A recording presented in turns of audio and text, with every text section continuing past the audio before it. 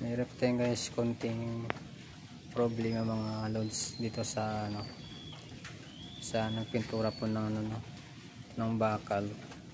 So guys, meron po dito guys, itong pintura mga loads, ito ay isang pang sasakyan or metal spray mga idol, yung po rito ginamit. Tapos pinatungan po dito ng ordinaryong pintura, itong kulay black.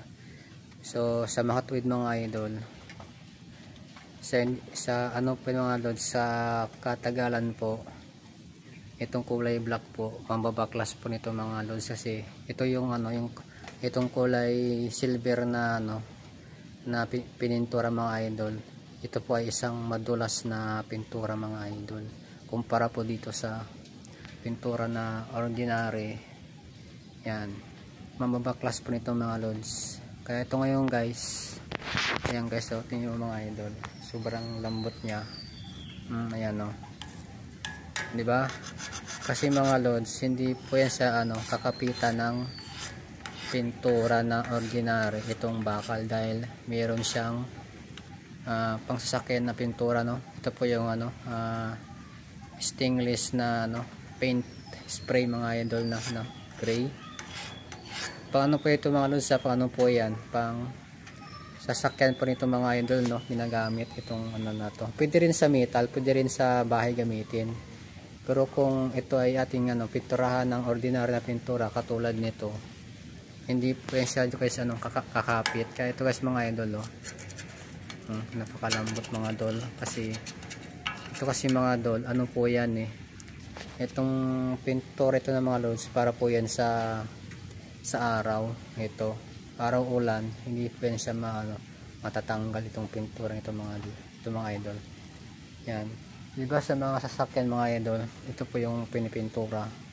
Yan, itong klaseng pintura mga idol, yan yan, yan po yung mabuti mga idol.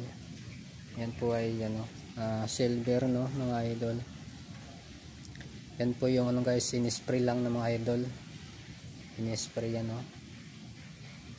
kasi ito guys, itong pintura ordinary, hindi po yan guys siya kapitan, dahil ito po madulas po ito mga loads.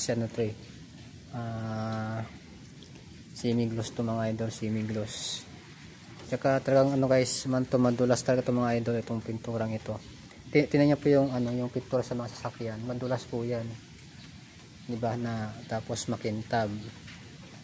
Kasi pwede rin po ito guys, gamitin sa sasakyan, yung ganitong sasakyan sa ganitong gate, mga ganitong pintura. Pero kung tayo papatungan ng ganitong pintura, kailangan tanggalin mo na ito mga idol, bago tayo magpintura ng ng ibang pintura, para sa mga loads,